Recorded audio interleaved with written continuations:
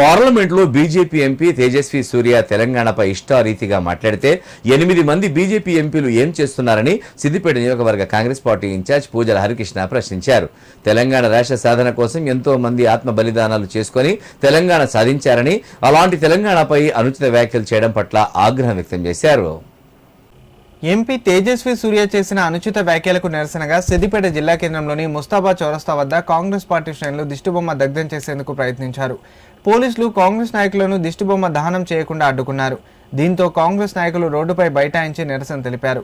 ఈ సందర్భంగా సిద్దిపేట నియోజకవర్గ ఇన్ఛార్జ్ పూజల హరికృష్ణ మాట్లాడుతూ తెలంగాణ రాష్ట్ర సాధన కోసం సబ్బండ వర్గాలు కలిసి పోరాటం చేశాయని, అలాంటి తెలంగాణపై అనుచిత వ్యాఖ్యలు చేయడం సరికాదని మండిపడ్డారు.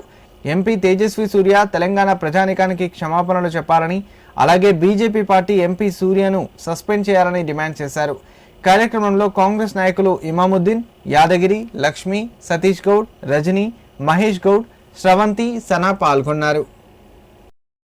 లోక్సభలో బీజేపీ ఎంపీ అయినటువంటి తేజస్వి సూర్య తెలంగాణ ఆత్మను బలితెగించే విధంగా, ఏ విధంగా అంటే మన తెలంగాణ గురించి ఎంతోమంది బలిదానాలు చేసుకున్నారు. సుమారుగా 1600 మంది తెలంగాణ గురించి బలిదానాలు చేసుకుంటే తెలంగాణను కించపరిచే విధంగా పార్లమెంటులో మన తేజస్వి సూర్య మాట్లాడుతూ పాకిస్తాన్తో పోల్చడం చాలా సిగ్గుచేటని మేమందరం కాంగ్రెస్ పార్టీ తరఫున ఈరోజు సిద్దిపేట నియోజకవర్గంలో ప్రతి ఒక్క కాంగ్రెస్ పార్టీ నాయకులు ఈరోజు ముస్తాబాద్ చౌరస్తాలో తేజస్వి సూర్యను దిష్టిబొమ్మ కాలబెట్టడం జరిగింది.